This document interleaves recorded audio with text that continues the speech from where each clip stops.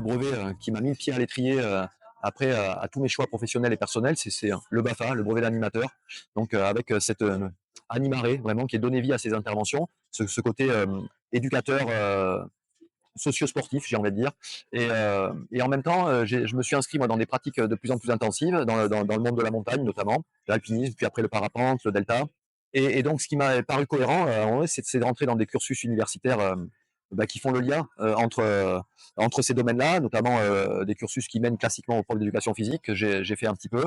Et puis, je me suis lancé très vite dans des travaux de recherche dans le domaine notamment du management, puis de la psychologie du sport. Alors, c'est assez amusant parce que c'est dans le cadre de mes travaux de recherche que je me suis mis à avoir une pratique intensive du parapente et de compétition, parce que je cherchais pas à devenir un champion de parapente, je cherchais à m'insérer, à être vraiment in situ, à faire partie, c'est des logiques ethnographiques presque, enfin, plus que presque d'ailleurs, hein, c'était vraiment ça, de faire partie de la tribu. Et donc je me suis retrouvé en équipe de France, non pas comme pilote vraiment, mais comme chercheur à cette époque-là. J'ai monté une école de parapente, puis une école de delta.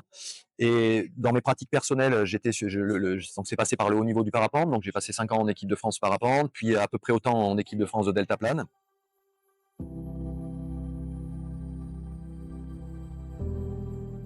J'ai toujours beaucoup aimé la polyvalence de notre fédération. Aujourd'hui, on a 6 disciplines qui sont déléguées. J'ai la chance d'avoir pu passer les monitorats fédéraux de toutes nos disciplines. Voilà, parce que je suis simplement pratiquant et passionné de ça. Et donc après, là, je suis rentré un petit peu dans un jeu d'alternance. Il y a des moments où j'ai travaillé pour le ministère des Sports, placé auprès de notre fédération, puis d'autres fédérations, et puis des systèmes de formation professionnelle. Retour aux sources régulièrement. J'aime bien revenir aux sources, reprendre ma radio, enseigner, être les pieds dans l'herbe avec les élèves, nos élèves, nos clients, tous les pratiquants. Et puis là, cette opportunité, donc toute récente, de revenir dans la maison fédérale. Et donc, je dirais, c'est cet emboîtement de cursus qui a fait que l'opportunité se présentait effectivement de prendre la direction technique nationale de la fédération. Et ça a paru, je dirais, cohérent dans mon chemin de vie, au regard à la fois des compétences que j'ai pu développer ces dernières années dans les disciplines, mais surtout plus une vision et une approche du développement des projets dans cet environnement institutionnel qui est quand même relativement complexe. Voilà, parce que je rajoute et je boucle un petit peu avec ça, c'est qu'une de mes passions, notamment dans les travaux de recherche que j'ai menés, c'était d'aller creuser un petit peu euh, la compréhension des systèmes complexes et comment les faire évoluer et un peu aussi réfléchir sur la prédictivité de leur évolution, quoi. Et donc aujourd'hui, je suis vraiment au cœur d'un système complexe qui me passionne et qu'il va falloir accompagner, quoi. Et voilà, c'est pour ça qu'aujourd'hui je me retrouve là.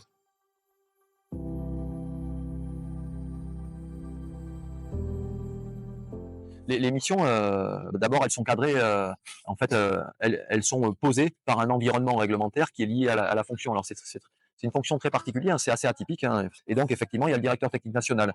Et le directeur technique national, ben, il a, je dirais, trois, allez, quatre grands pans régaliens qui sont vraiment importants. Il y a un premier qui est vraiment sur un souci de préservation de l'intégrité physique et psychique de l'ensemble des pratiquants de la fédération. Le deuxième, c'est d'accompagner notamment les dispositifs de performance, les dispositifs de haut niveau, la construction des championnats de France et d'accompagner la discipline vers le haut niveau. Et, et puis, à valeur égale, hein, c'est pas hiérarchique, il y a deux choses qui sont très complémentaires, c'est qu'il s'agit à la fois de porter les politiques publiques du ministère au sein de la fédération, donc les politiques qui sont valorisées, notamment par exemple cette année, il y a une marque très très forte sur le sport santé, voilà, qui est donc un engagement sociétal en fait que la fédération doit porter.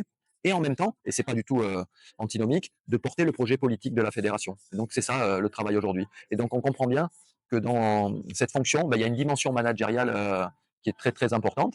Parce qu'en fait, il y a des équipes techniques, il y a des élus, il y a des acteurs privés, il y a des acteurs qui sont vraiment très très très variés et qu'il s'agit de faire collaborer dans une intelligence collective.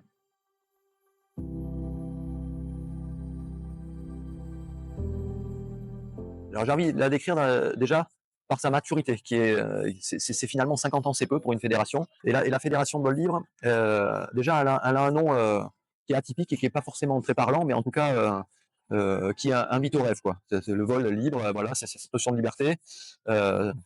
Aujourd'hui, on le voit, des avantages et des inconvénients parce qu'en fait, ça ancre dans une culture très particulière. Il y a un premier point. Et un autre point caractéristique vraiment de cette fédération, elle a quelque chose de très atypique dans le panorama des fédérations. C'est cette construction historique avec le milieu professionnel. C'est-à-dire qu'en fait, elle a été créée par des professionnels et pour des professionnels.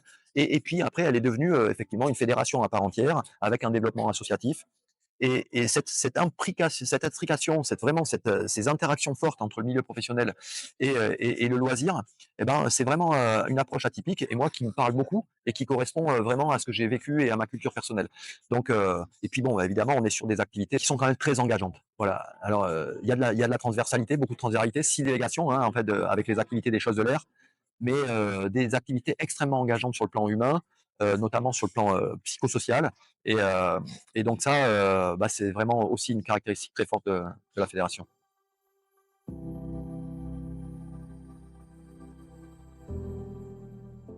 La priorité, je dirais absolue et qui chapeaute toutes les autres aujourd'hui, c'est d'amener de la sérénité dans cet environnement complexe. Et quand je dis amener de la sérénité, c'est dans son acception la plus large en fait. C'est-à-dire que cette sérénité, bon, de mon point de vue, elle se construit sur de la confiance. Et la mère de la confiance, c'est la transparence. Déjà, ça, c'est vraiment quelque chose qui est ancré en moi. C'est-à-dire que on n'a pas grand-chose à cacher, en fait. Et que la confiance, elle se construit dans ce partage. Et donc, ça contribue énormément à la sérénité. Et puis, il y a un autre aspect, mais qui n'est pas du tout antinomique, qui est très imbriqué et qui se nourrit de cette confiance, c'est effectivement d'avoir des pratiques mieux sécurisées.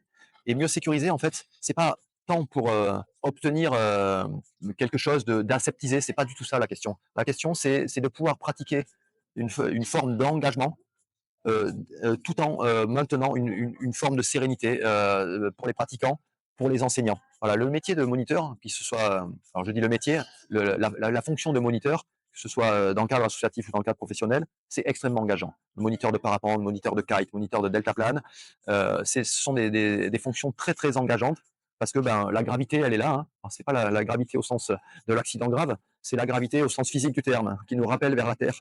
Et ça, bah, faut pas oublier. Et on est dans des activités qui paraissent extrêmement simples, où on ressent pas le danger est proche de nous, alors qu'il est juste là, à quelques secondes ou à quelques centimètres des fois.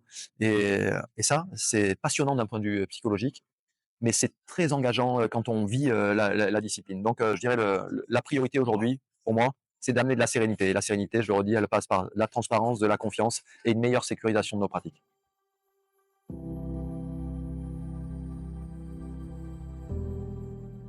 Je ne suis pas un prophète des systèmes complexes. C'est-à-dire qu'en fait, où vont aller nos activités, bah, c'est très difficile de savoir. Le seule chose qu'aujourd'hui on peut constater et qui est vraiment très intéressant, c'est que, et c'est bien plus large que nos activités du vol libre, c'est dans plein d'activités sportives, il y a une vraie hybridation des disciplines aujourd'hui. C'est-à-dire qu'on a des aéronefs, on ne sait plus trop si c'est un kite, si c'est un engin de glisse, si c'est un engin de vol.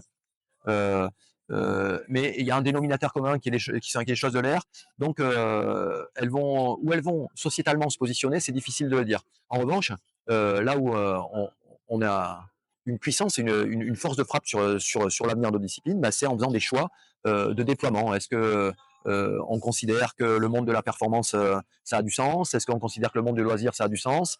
Est-ce qu'on est systématiquement dans une réponse à des sollicitations du public? Ou est-ce qu'on veut orienter vers des choses qui nous paraissent plus logiques pour nos disciplines? Et par exemple, je vais prendre un exemple très concret, c'est-à-dire est-ce que notre objectif c'est d'accueillir tout le monde et toujours plus de monde dans nos disciplines, ou est-ce que c'est de construire, d'accompagner des pilotes pérennes et heureux dans nos disciplines? Donc avec une approche beaucoup plus qualitative et orientée sur la progression, l'apprentissage et la qualité.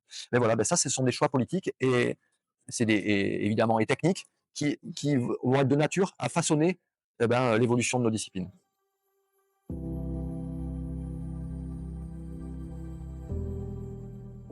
Je crois qu'il y a beaucoup d'écueils qui relèvent de la relation humaine. Voilà. Et ce poste, il a une dimension de construction de liens qui est très très importante. De liens entre les institutions, entre les gens, entre des acteurs qui ont des positionnements, des envies, des velléités qui sont très différentes. Et donc, en fait, le, le vrai risque, pour moi, l'écueil le plus fort, c'est de manipuler le ou plutôt que le et.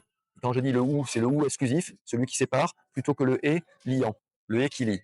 Et je dirais que c'est de ça qu'il faut se prémunir. Et la deuxième chose à laquelle il faut se prémunir, ça c'était un peu la réduction, pour reprendre les mots de Morin, mais il y a un deuxième mot d'Edgar Morin qui dit qu'il faut se prémunir aussi de la disjonction, c'est-à-dire de séparer tout ce qui ne peut pas être séparé. Typiquement, ben, aujourd'hui, un pilote, c'est pas le mental et le physique, ben, c'est un pilote, c'est une unité. Voilà. Et ça, c'est vraiment important. Et les écueils, pour moi, ils sont dans la réduction et dans la simplification. Et ça, il faut absolument se prémunir de ça. Et c'est le plus grand danger, je pense, parce que derrière, en fait, ça impacte directement sur la qualité des relations humaines.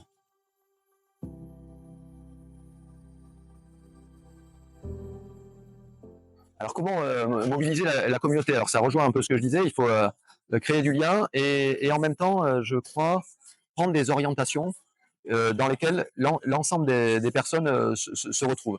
Alors je dirais, j'ai un peu deux, il y a deux petites phrases, c'est un peu des phrases un peu toutes faites, mais il y en a une que je trouve admirable qui est de Frida Kahlo, hein, qui est une artiste reconnue et qui dit, cette phrase, elle dit, je vois toujours des horizons où, où toi, tu dessines des frontières. Et en fait, ça, c'est vraiment un mantra. C'est-à-dire que c'est-à-dire qu'il n'y a pas d'obstacle, en fait. Il y a simplement des barrières qu'on se crée et en fait, d'emmener vers des visions plus lointaines, ça, c'est de nature à emmener la communauté. Et puis après, il y a un axe, mais qui est un choix qui, je crois, qui est assez partagé et qui emmène un peu cette communauté-là. C'est cette petite phrase euh, qui dit, alors je ne connais pas l'auteur, hein, mais j'aime beaucoup, qui dit la joie d'apprendre doit, doit être plus grande que celle de savoir. C'est-à-dire vraiment de rentrer toujours dans une posture où bon, ben, je sais des choses, j'ai un certain nombre de certitudes, je suis content de les transmettre, de les partager, mais en fait, ce qui doit m'animer au fond, eh ben, c'est d'apprendre à nouveau, de continuer à progresser. Et ça, je crois que c'est de nature à emmener notre communauté et à impacter très très lourdement sur les questions sécuritaires. Parce que la question sécuritaire, c'est d'abord une posture philosophique et un rapport à la vie et un rapport à nos activités. C'est-à-dire accepter qu'on peut mourir en faisant, on peut, voilà, la gravité peut nous ramener au sol, mais ça doit pas être inhibant, ça doit être questionnant.